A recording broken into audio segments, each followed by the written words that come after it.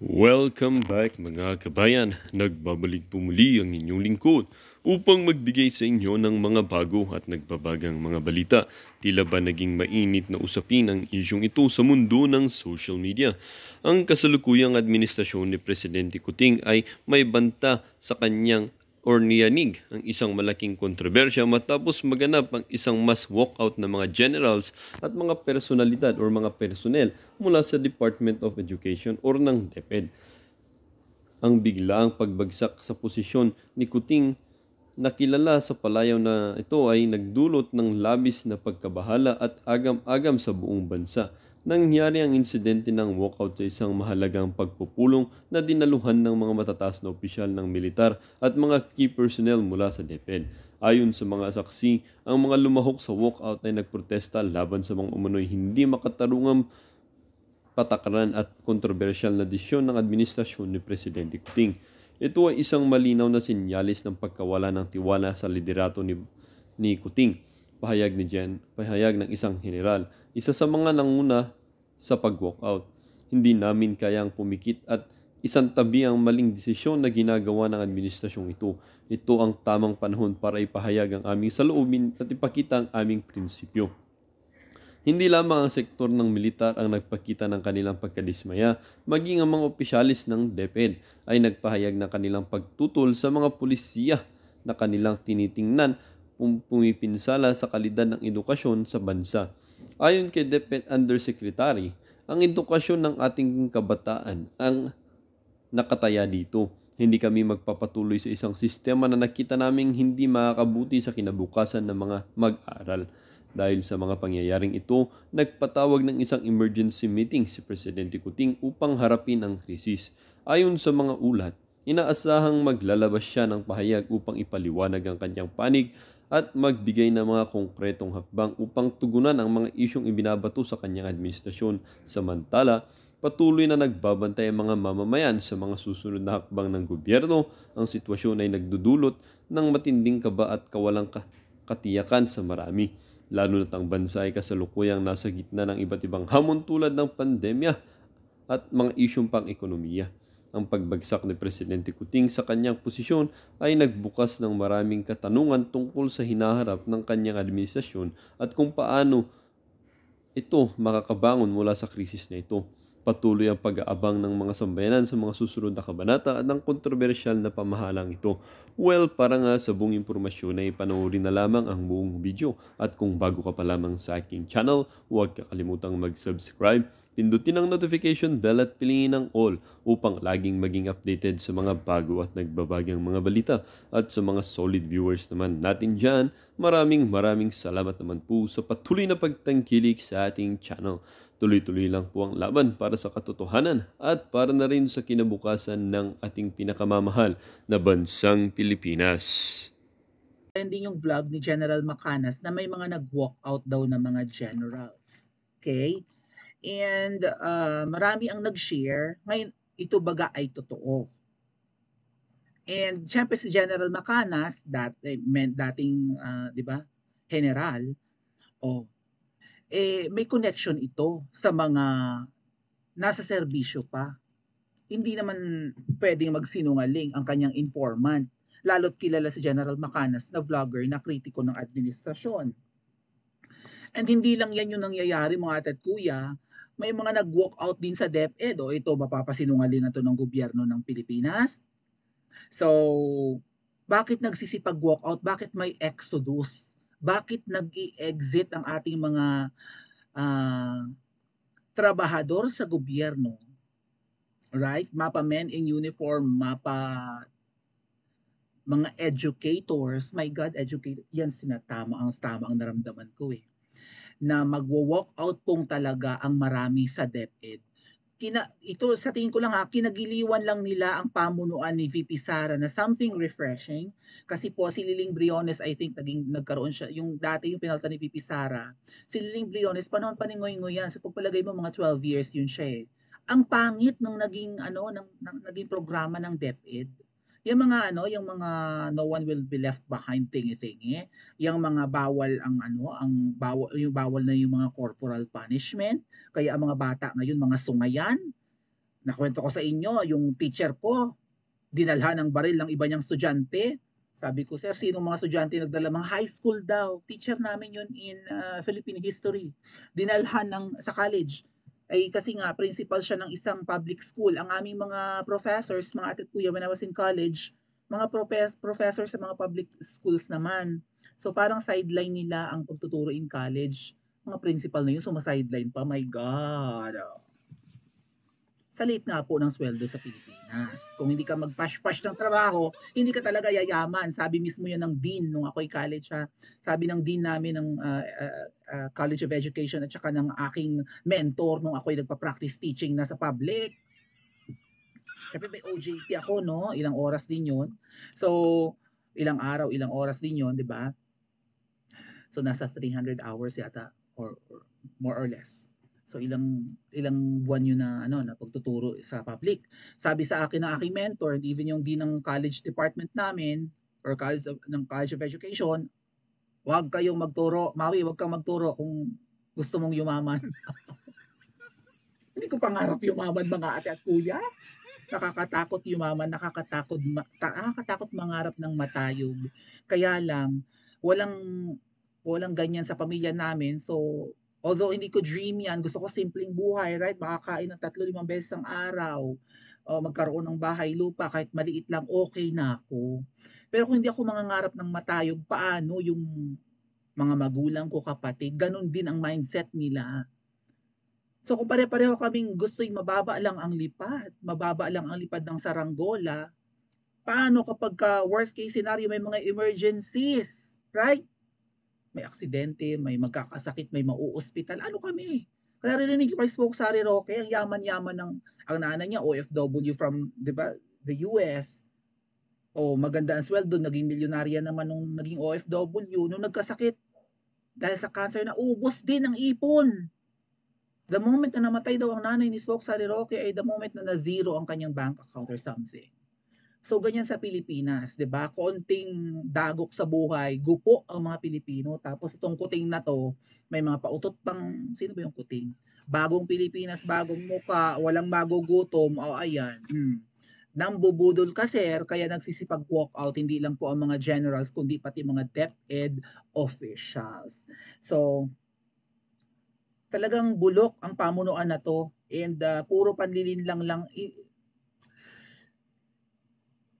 pinopromote pa niya yung kanyang magiging SONA. 7 days na lang daw. So malamang 16 days na lang from now, right? 6 days. So less than a week, magsosona na siya. So ano na naman ang ipapangako mo? Kumusta yung sinabi mong yung mga smugglers ay yung kanilang days are numbered? 365 days nang lumipas. Pag nangakngak ka na naman sa SONA, wala ka namang nahuling smuggler, wala ka namang napakulong, para kang action hero na bilang na ang mga araw nyo, kuning-kuning. 365 days na, wala ka pang napapahuling.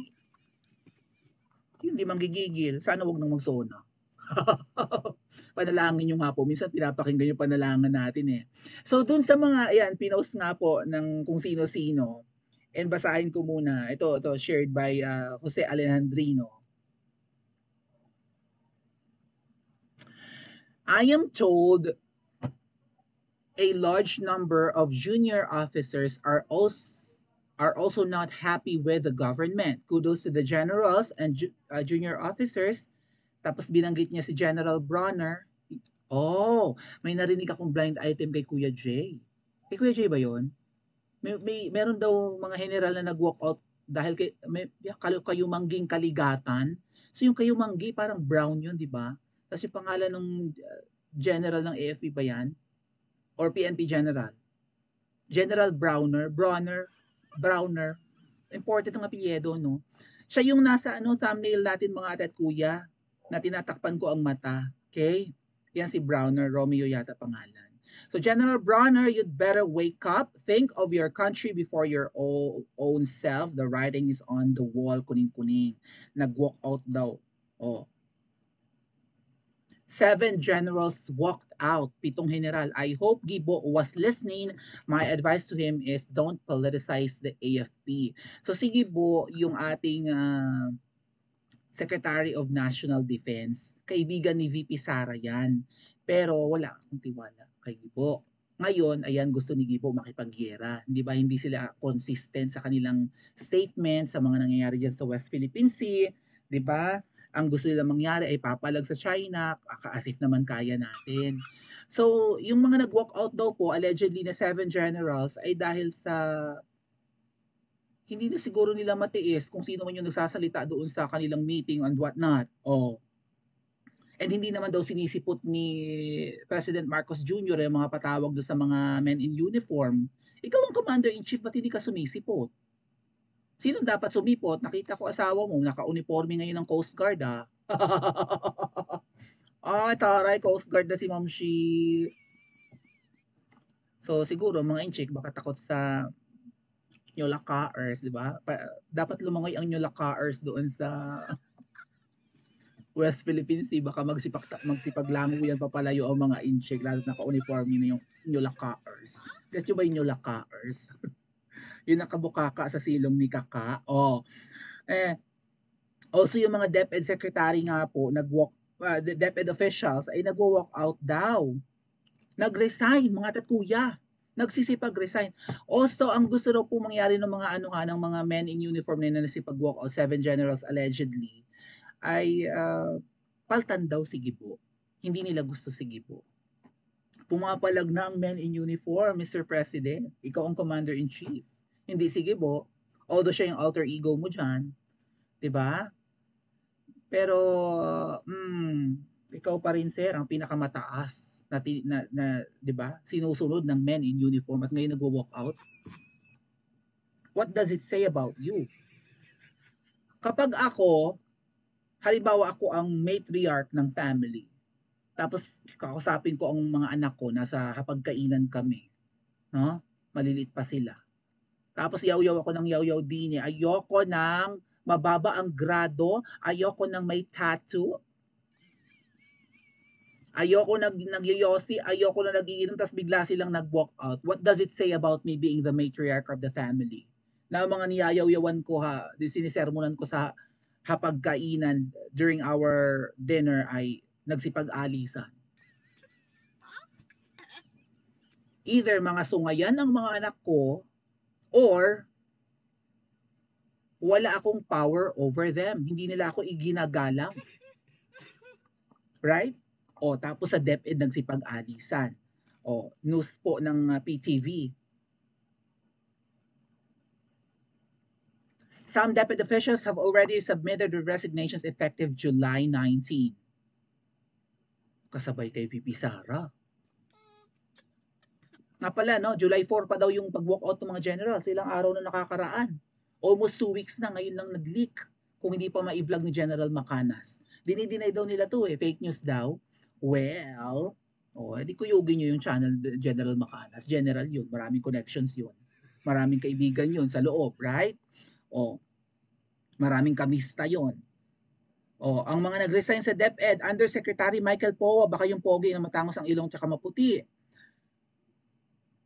Undersecretary and DepEd Chief of Staff Yusek Nolasco Mempin, Undersecretary for Administration ASEC or Assistant Secretary Sunshine Fajarda, Assistant Secretary Office of the Secretary, Assistant Secretary, ang dami, Reynold Monsayak, baka yun yung pogi, narito ako.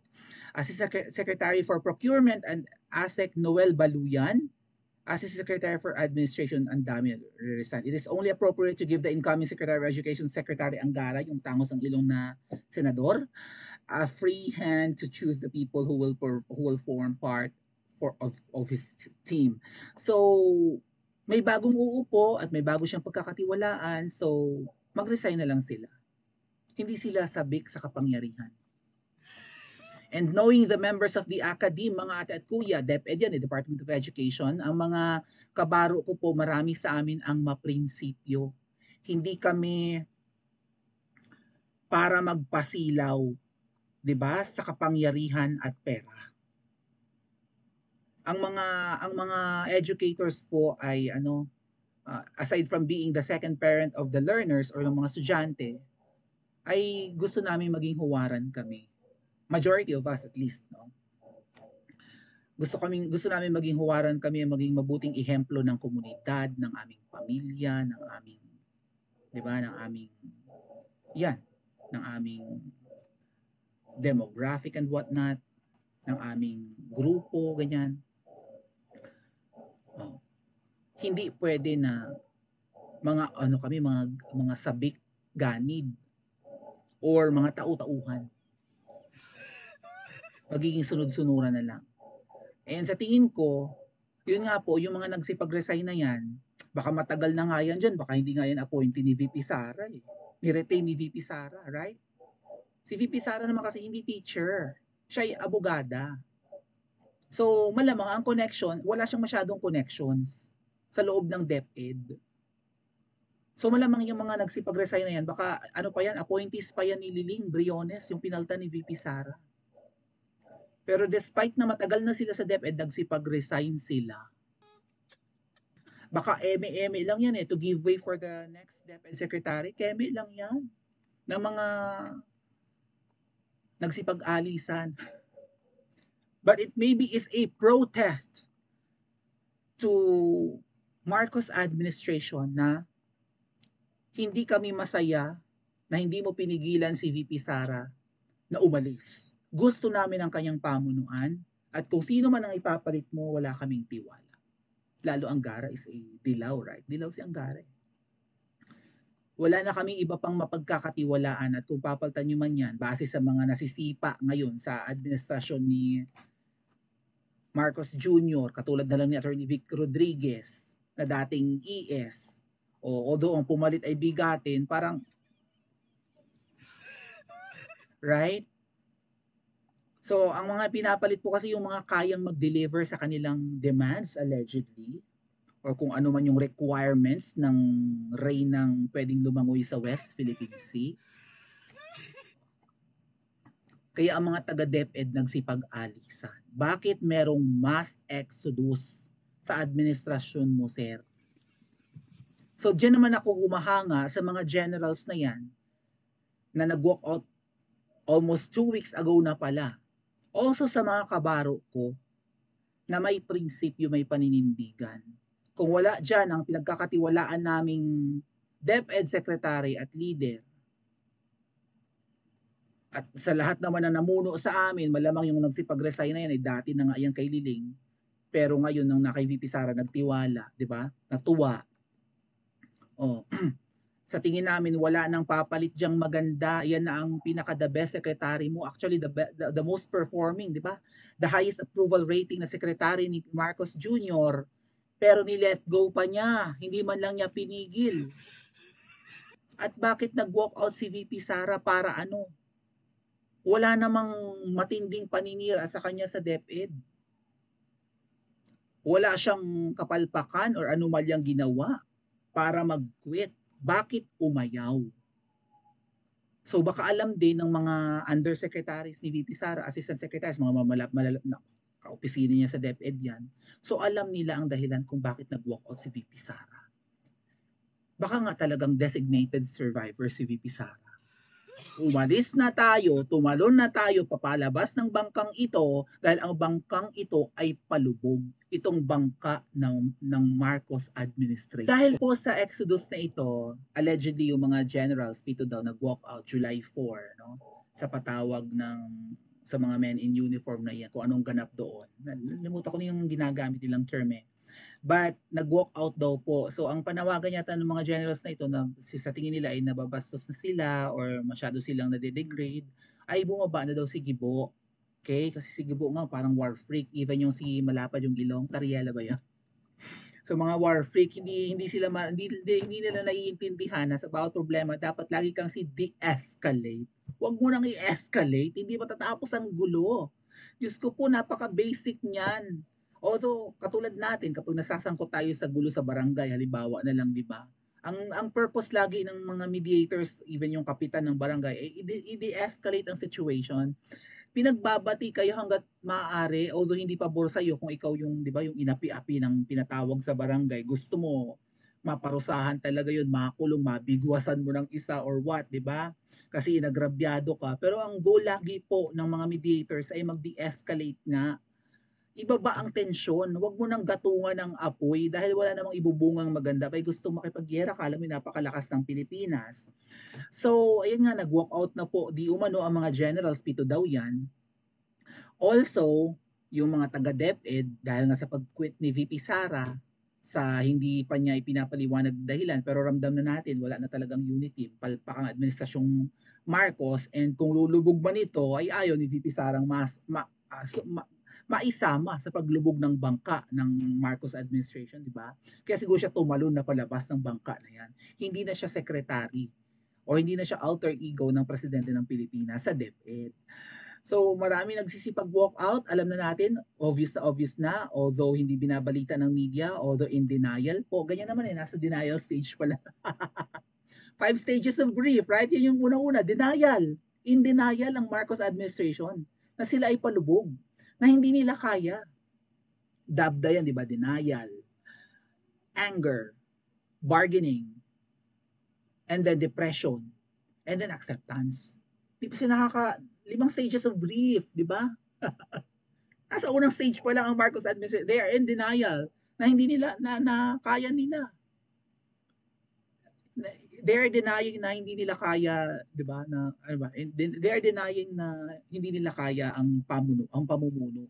Wala silang alam kundi concert, mapapagawa ng malaking stadium diyan ba yan sa may Tarlac?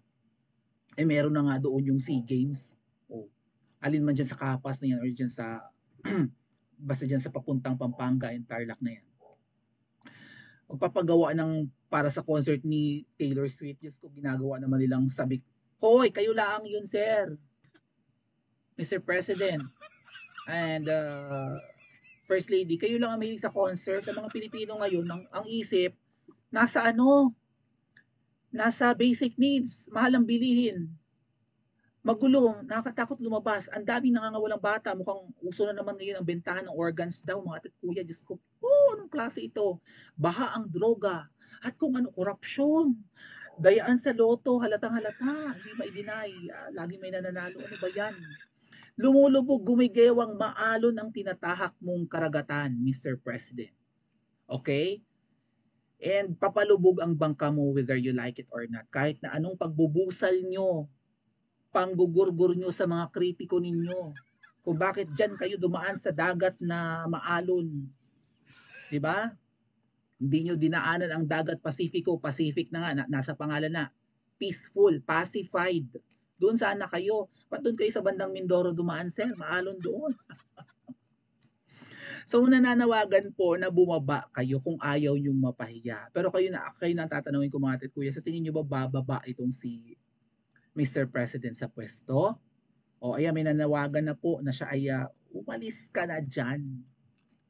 Nagtatalunan na, hindi maayos ang paglalayag mo, 'di ba? Hindi mo kami dinadala sa tamang direksyon, gusto mo pa kaming isabak sa droga. Diyos ko po, si Trump, ayun nga, nabaril, hindi ko pa na-discuss. Alam niyo ba, siguro sa susunod nating vlog, no? Alam niyo ba kung paano nakaligtas si Trump sa baril? Sa ulo dapat yun, sa assassination. Sa ulo dapat yun, mga kuya. Tigok dapat si Trump ngayon. Talagang gumagalaw ang kamay ng nasa itaas, mga kuya. The hand of God is, guiding the better president for the US. Kasi kay Biden talagang. Tapos itong itong presidente natin, eme-eme na nagbigay din ng kanyang 'di ba, parang pagkondena sa ganung klaseng masamang gawain na political persecution thingy. Kinukondena daw niya yung ganung marahas na gawain na babarilin ang kalaban sa if I know, ikaw rin naman ang magbe-benefit kung natigok si Trump dahil maka-Biden ka. Sa ngayon kasi tuta ka ni Biden, Mr. President, yan ang obvious. Ang presidente natin, mga kuya, ay tuta ni Biden, tuta ng Washington, tuta ng Amerika, sunod-sunuran. Yang mga di ba, yung mga pang-provoke diyan sa China sa West Philippine Sea, itong paggagalit sa mga Pilipino, gawain yan, propaganda yan ng Amerika, ng mga lintik diyan. Di ba? Ng NED raw, hindi lang ng CIA. NED raw yan eh, yung NED. At saka yung mga nasa Washington na. Ginagalit tayo against China. So propaganda nila yan. Gumagasa sila ng milyon-milyong dolyar para galitin tayo. Kaya lalo tayo naging racist. So bumaba ka na raw, sabi po ni Jose Alejandrino, isang political commentator. Pero sa tingin ko, wala to sa tamang pag-iisip para makinig sa advice. Pareho kami ng ina-advise kay President Marcos Jr.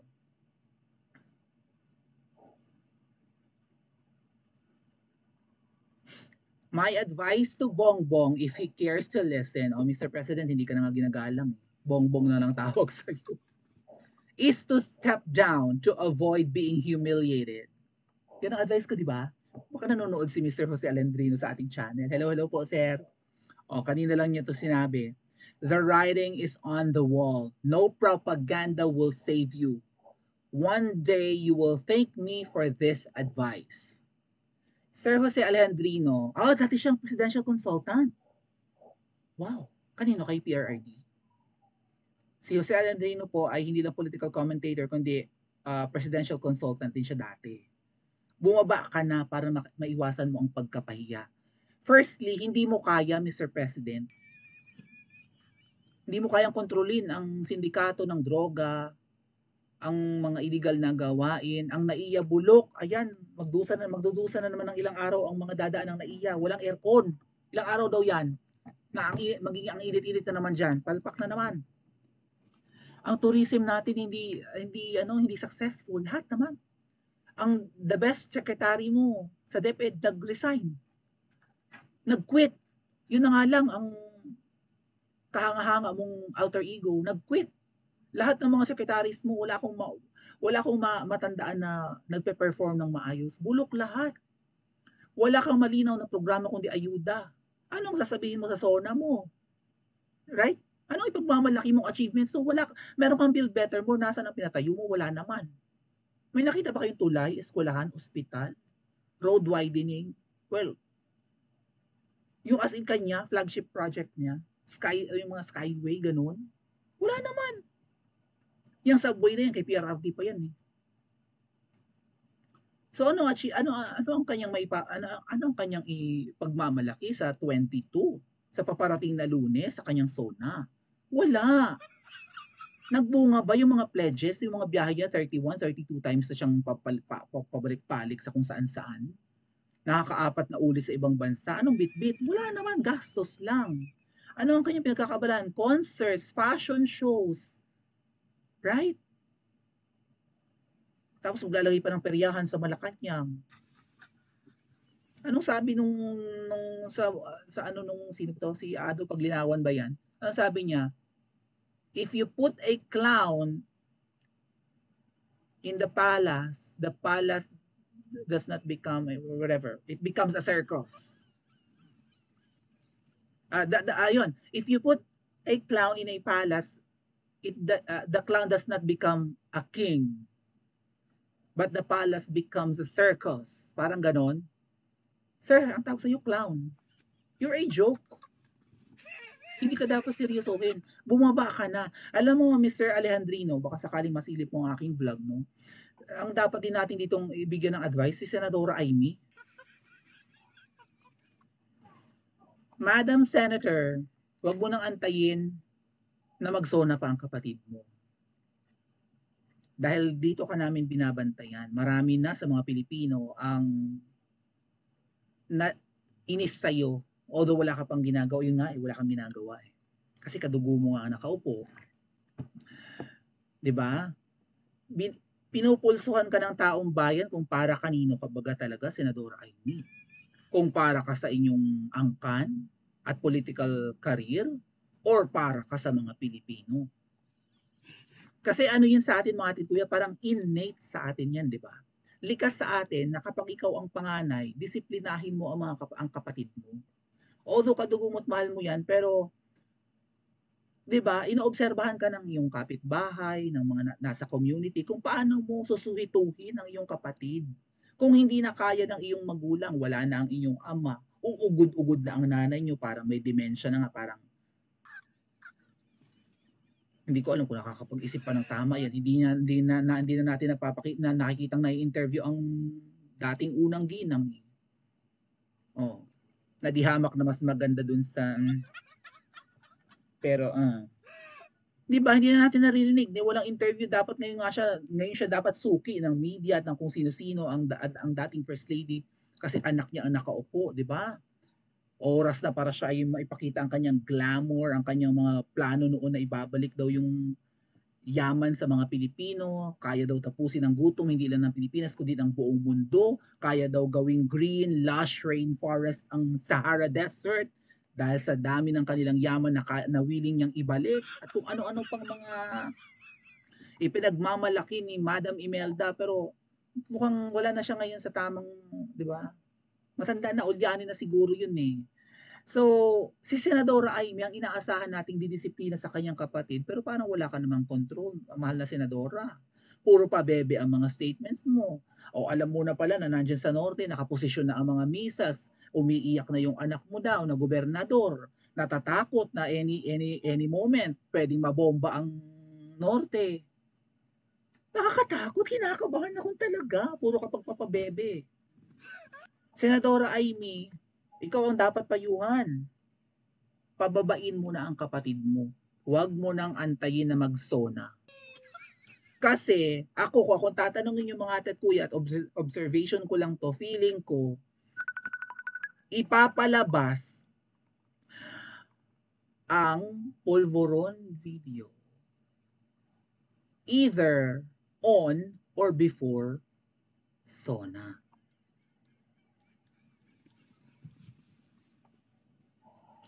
So, hindi kaya ang pinapayo ni Jose Alejandrino kay PBBM ay yung before you will be humiliated. Diba? Step down to avoid being humiliated ay hindi dahil sa hindi niya kayang mag-perform as president, kundi baka yung humiliation or yung pagkakapahiya ay, ito naman mga taong to, nakalive ako ay dahil sa isa showing na ganap na.